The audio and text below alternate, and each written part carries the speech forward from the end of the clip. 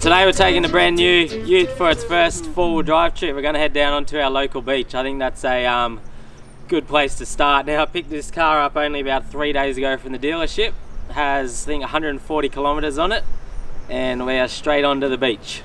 I thought this video would be a good opportunity to do, say you buy a new 4-wheel drive and you want to go 4-wheel driving but you got no idea. So I thought, since I've got a stock standard 4-wheel drive, that this would be a good opportunity to maybe go through some things to think of, things to do, things you need. And I think the beach is a good place to start, providing you want to subject your 4-wheel drive to sand. I do, that's why I bought a 4-wheel drive, to take it on the beach, take it out of the bush. This car will be going everywhere, so I may as well get started straight away.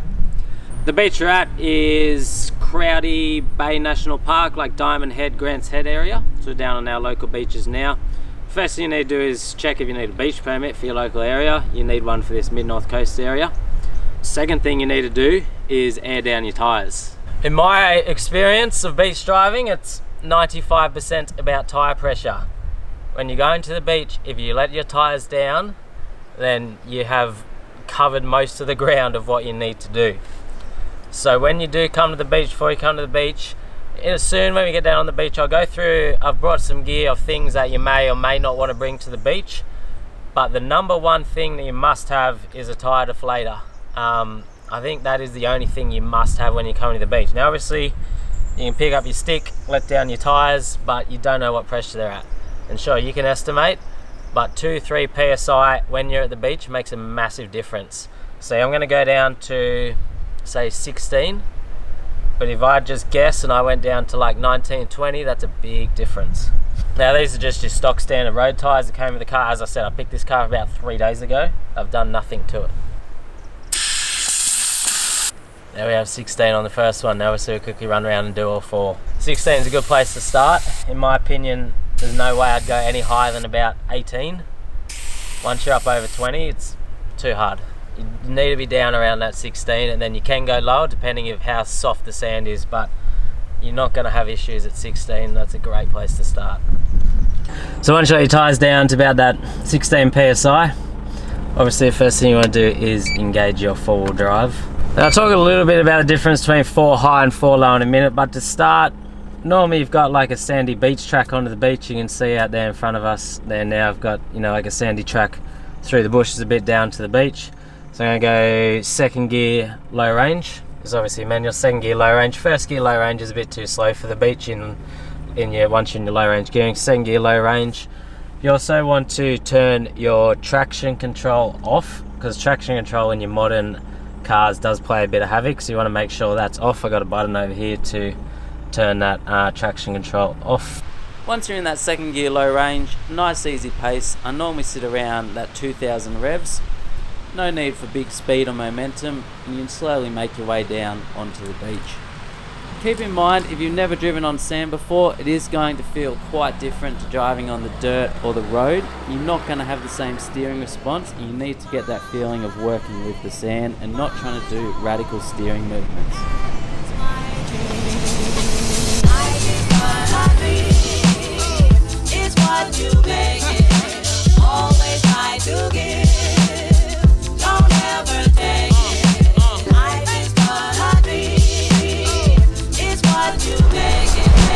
Beautiful day down on the beach here. It's, what are we now? Spring. It's about 25 degrees just after lunch. Awesome day to bring the new 4-wheel drive down, test it in. Going to go for a swim, relax, spend the afternoon at the beaches. We're very lucky here on the mid-north coast. We've got lots of beaches we can drive on in our local area. And I think if you have just got into 4-wheel driving, beach driving is a great place to start.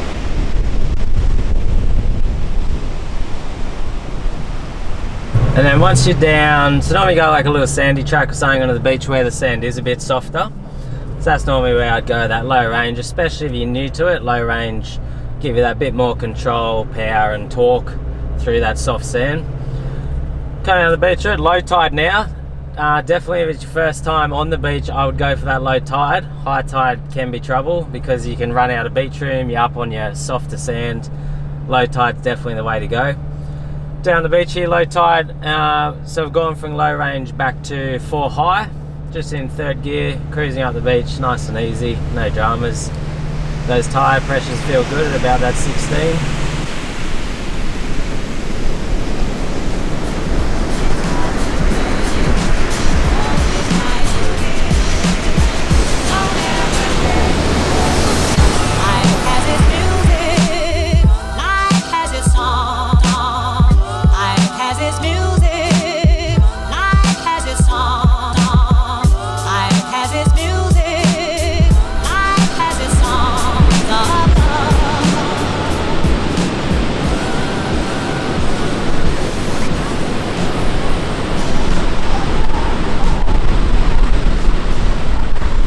A little bit of a northeast wind today, so came off that Grants Beach, Diamond Head, and then we ducked over the other side of the headland onto KYLIE'S beach. Gonna pull up here and enjoy the afternoon for a little while, so that's the best thing about taking your four-wheel drive on the beach. Sit back and relax and take it all in. While we are relaxing at the beach here, I'll go through gear that you may or may need at the beach. You know, some common things I take to the beach. If you go on the beach four-wheel driving for the first time, you know, you might think, what do I need? What's necessary, what's not necessary? Now, as I was saying before, the number one thing that I think that you must take to the beach if you're going beach four-wheel driving is a tyre pressure gauge. I have a couple of different types here. This one is a quick, easy deflator, so it pulls the valve core out of your tyre, lets it out really quickly. Definitely good if you do have bigger tyres. Standard tyres, they go down reasonably quick anyway, so let them down nice and quick and that will give you a reading. Or this just reads your tyre pressures, so you just let it down with your car key or a stick and then keep checking it for where you're up to, but you really do need to know what your tyre pressures are. And as I said before, 16 is a good place to start, and then if you're really soft sand, you know, go down 14, 12. I've been down to about as low as 10 PSI on the beach. It's better than getting stuck, better than getting your car washed out to sea. People stress a lot about letting their tyres ride down, think they're going to rip tyres off rims. It's low chance. And I've never had it happen to me in many years of beach driving. It's not really a high risk. You've got to let them down to that 16, and then, you know, just be a little bit more careful with your sharp turning and high speeds. And then the next bit of kit that I think you need in order, as I said, that's the only thing I think you must have. Everything else, it's kind of up to you. I'll go through what it does, you can decide whether you need it or not. Air compressor to air your tyres back up once you are off the beach, or you know, say you do rip a tyre off a rim or something, you can pump it back up onto it. When you come off the beach, if you're near a service station within a few Ks, just take it easy, get yourself there, pump them up. But if you're a long way from anywhere, you're going to need one of these to pump your tyres back up. You can't go 100 Ks down the highway on 16 PSI tyres, that won't work. Now the next thing would be a recovery rope to pull yourself out or pull a mate or someone else out if they do get stuck in the sands. So, you know, this is only going to be helpful if there is another four-wheel drive on the beach. But if you're going with someone, definitely a good idea. But even if you're going on your own, there might be someone else down there that can help you, and it's always, you know, the right thing to do is have your own recovery gear. Don't rely on someone else's recovery gear. They may or may not have it, and then don't wear out their stuff. So you want a snatch strap or rope. This is this is just a high quality snatch rope compared to a snatch strap. Either one will work. These snatch ropes are about double the price. They're just a better quality rope. They have 30% elasticity compared to 20%. So it's going to provide a safer, smoother, more reliable recovery. But snatch rope or snatch strap, to connect them to your vehicles, you need a couple of shackles. You have the option of soft shackles or hard shackles. I would always go soft shackles nowadays. They are a bit more expensive, but they're a lot safer, especially if you don't know what you're doing. If something goes wrong, this is a lot safer to break or go wrong than this metal object. The benefits of the traditional shackles is they're a lot cheaper. You know, maybe 10-15 bucks for one of them compared to say 50 bucks for these. And they are rated a bit higher. But if I was you, I would go for the soft shackles. So you want your rope and then a couple of soft shackles, one for each vehicle. And with that in mind, you also do want nice recovery points on those vehicles, not just your like crappy tie down points, because they can break very easily. And definitely don't ever snatch off a tow ball. And then over your rope when you're about to do your snatch out, recovery blanket to go in the middle, put a bit of sand in the sides of it just to help if anything does break, send it down to the ground. If you don't need a proper blanket, you know, just put like a bag over there or wrap a couple of towels up. Anything will work really. And then the last thing is some recovery tracks. Definitely very handy if you're on your own. So just to quickly show you how they work. Say I had sunk down in the sand, you dig out in front of your tyre a bit, you whack them in under there, make a massive difference in your car getting back out. They are a bit expensive, you know, you're normally better off going for a decent brand like Tread or Max Tracks or something. You're looking at $250, $300 a pair. Just a pair will make a massive difference. If you want to get all four, that's that little bit better, but a pair is probably like, you know, that probably gets you 70-80% of the way, and then the other two will make that 20% extra difference. There's so many other things you can take to the beach. The one other thing is I don't have today's shovel. It's sand, you can dig with your hand. I normally just dig with my hands.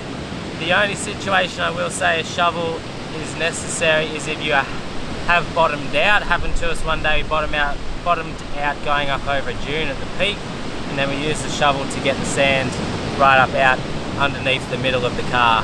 But you know, normally your tyres you can just dig with your hands. That's the main things I reckon you would consider when you're first getting into beach driving. So many things you can take, but you know, these are your main things that are going to help you. Your tyre gear, let your tyres down, pump your tyres back up, and then some recovery gear should things go wrong. A snatch strap with a couple of shackles, and then if you want to spend that bit more, some recovery tracks too.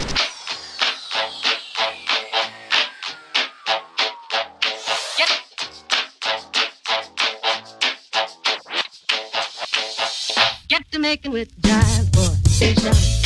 When it hits you, yes, you shout. We're going to keep driving up the beach now. We are at KYLIE'S beach. We're going to head south all the way down to Crowdy Beach, head for a cruise along this beach. When you take off, one little tip when you're taking off on the beach, try and park so your car is facing a little bit downwards if you can. We're kind of nearly a little bit upwards now, but that's alright. You can take off reverse or forward. Obviously forward's a little bit easier. One tip, take off with your wheels straight. Don't try and take off with your wheels turning one way or the other like dramatically. That'll just make things a lot harder for you. Take off, wheels straight, get that little bit of speed, and then start turning up out a bit.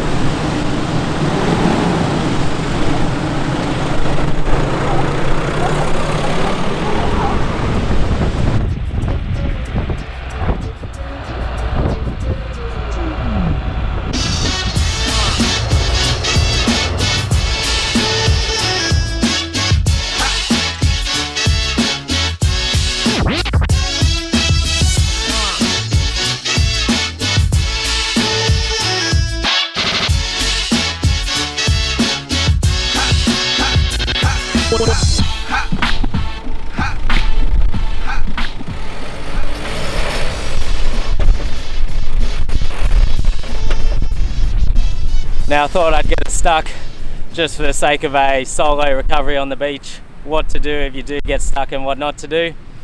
Now for this, I've just put the car back to 2-wheel drive. So I've just buried the rear wheels. The front aren't buried, so you know, imagine the front were buried too, I guess. Now if you are driving down the beach, like you stop and try and go again, you feel yourself getting stuck or you hit a real soft patch, the first thing you do not do is try and rev your way out of it as fast as you can and use more power, because all that does is just sink your car. Your wheels just spin the sand out, you sink down, you're onto your chassis, and then you're really stuck.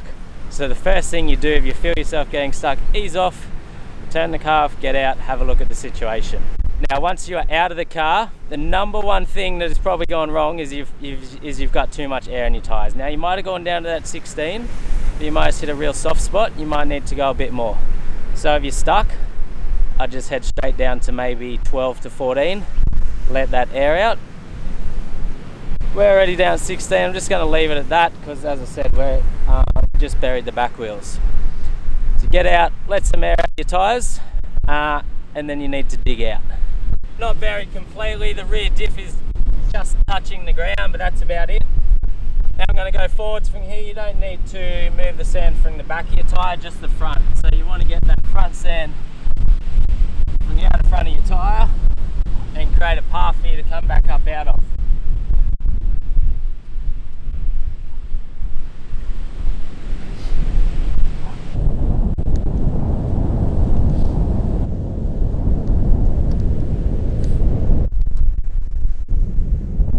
Now if you do have recovery boards, now's your time to use them. So you want to obviously face them the right way. Once you got that sand out, jam them in under your wheel there. So your wheel's got that that board there to come up onto. Now if you don't have them, don't stress. You still do the first two steps. Let that air out of your tyres, dig out in front of them, and then we'll still do the same thing we would do next. The boards will make it easier, but if you don't have the boards, you still should be fine. Alright, so you've let that air out of your tyres. That's the main thing. Get those tyres down, because if you got stuck in the first place, good thing was to do with your tyre pressures. Now I'm in a manual. Obviously there's a bit of difference between auto and manual. In the manual I'm going to go first gear low range in obviously 4 low. Automatic I'd probably do the same. Now's not the time to show how much power your car has. It's not about revving and roaring your car out. It's about nice and slow, lifting your car up out of the sand. And if it doesn't work, you're not going to bury it further. You can get out, do a bit more digging, let a bit more air out of your tyres. So first gear low range, slowly let the clutch out and just let your car idle out. You don't really hardly need any acceleration at all if you've done it right. Then you start to give it a little bit more power. Now obviously that was just a demonstration. We only got 2 wheels stuck. 4 wheels stuck is going to be a bit more work, but it's the exact same concept. Same sort of idea. Now when you're beach driving, what's the difference between 4 high and 4 low? So 4 high is fine most of the time. Low range is just for if you get stuck or you got like real soft sand, you need that extra power and torque. Most of the time you can just cruise up and down the beach in 4 high. If you do feel yourself starting to struggle, that is when you either need to let more air out of your tyres, or you can go down to 4 low. You're obviously just not going to be able to go as fast. Now when you are coming down to the beach first couple of times, definitely try and aim for maybe getting here a couple of hours before low tide, and then spending like, you know, that few hours at the beach so you're here in that low tide time. High tide, the beach can run out of room depending on the beach, and you're also going to be up on the softer sand at high tide. Low tide you can get down on that harder sand. Another thing, I guess, if it is your first time on the beach, is to stick up a bit higher on the sand away from the water. That way if you do get stuck, you're not right down near the water and it's not all panic stations to quickly get your car out before it gets taken away by the tide.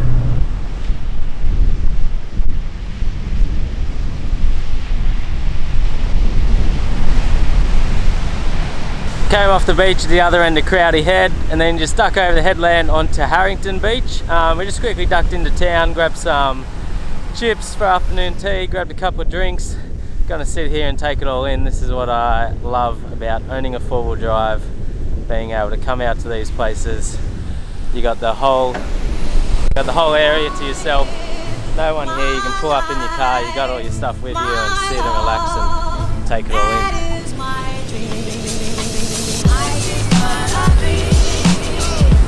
What you make it, always try to give, don't ever take it.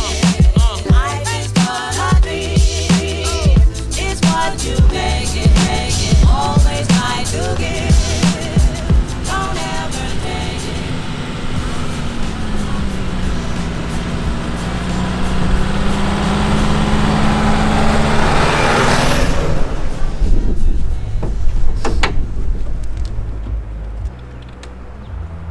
We're back off the beach, sun's just gone down, awesome day. This is where your air compressor comes in, time to use, air up your tyres.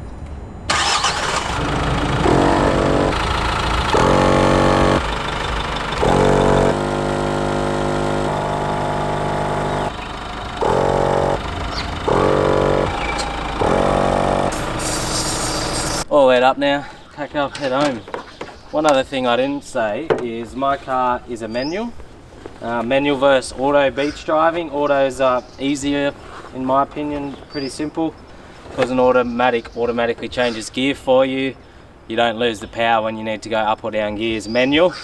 As soon as you push the clutch in and your foot comes off the accelerator, hard sand it's alright, soft sand you immediately start to lose that power quick because you got so much resistance from the sand. So with the manuals, I like it, a bit more of a challenge really, but it's not a major difference. You just got to be quicker on those gear changes, otherwise you're going to lose too much momentum. And if you're trying to go up from second to third, you're too slow on that gear change, you're going to use all your momentum you need to keep going in thirds, then you're going to drop back again. And the last thing, so much to remember, I'm trying to think.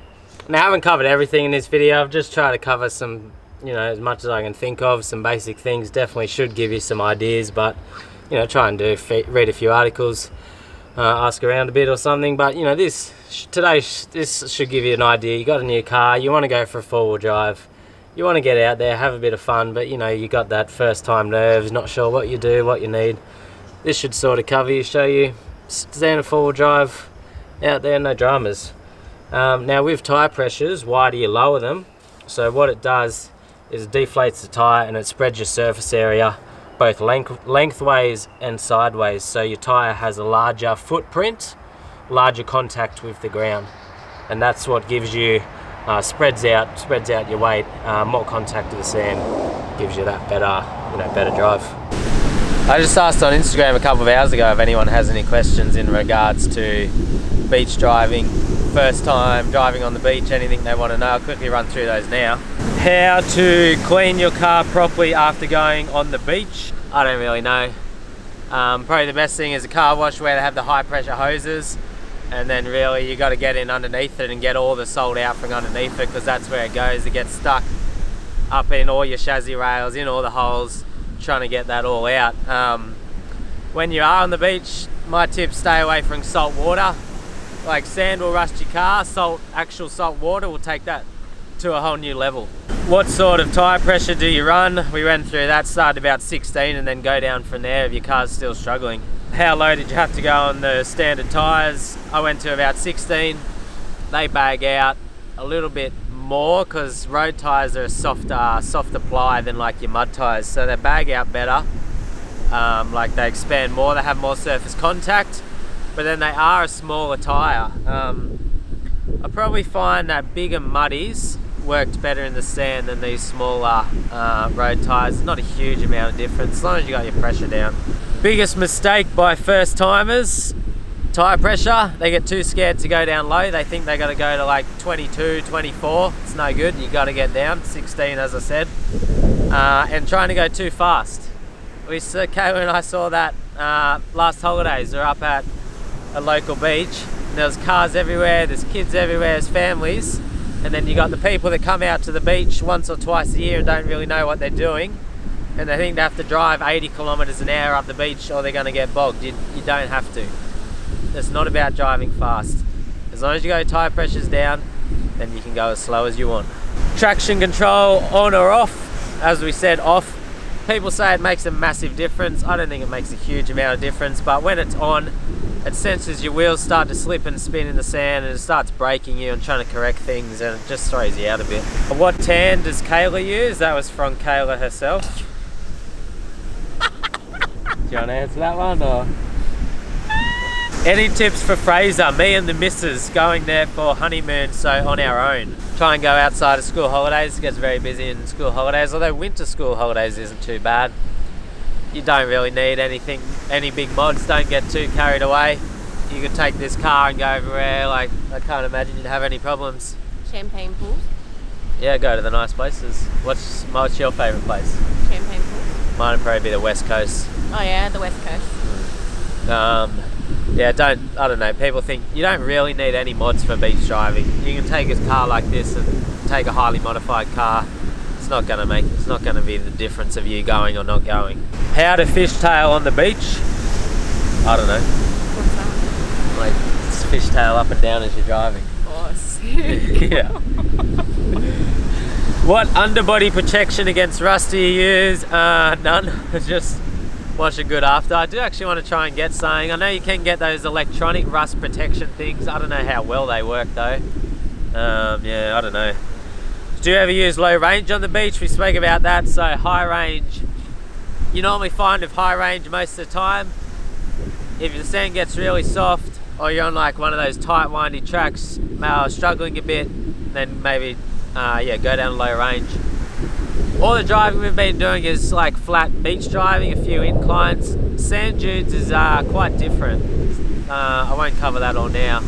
But yeah, sand dune driving is different. That's where you're using low range and power and speed, whereas flat beach driving, you don't need power or speed or low range. How can you tell if you're going to sink or not? Is it just trial and error? Yeah, it's about like confidence and getting used to it. You know, the first couple of times you go, you're probably going to be a bit anxious and nervous. Yeah, starting at that 16 and you're normally pretty fine from there. Go down to 14 or something if you're struggling. How would an all-wheel drive SUV go on the beach? They can do it, but it's risky. If you do get like soft sand and stuck, you don't have that low range to get you out. You're stuck with high range. If you know your local beach and you know it's hard sand only, it's fine, but it's when you hit soft sand that's when you start to struggle in all-wheel drives. How concerned are you with the salt? Just stay away from the salt water. Sand, yeah, it's going to speed up the rust of your car, but that's why I bought a four-wheel drive, to go four-wheel driving. I'm not going to not go to the beach. Best techniques for turning on the beach. Once you got your tyres down, slow turns, you'll be fine. You don't need to do speed turns. Today we're taking the brand new MP300 seat. Oh yeah. Yeah, good. Today we're taking the brand new Ute for its maiden four-wheel drive voyage. Yeah. Today we're taking the brand new Ute for its first.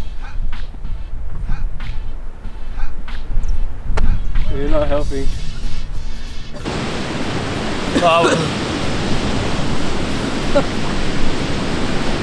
Well, while we are relaxing here at the beach, I'll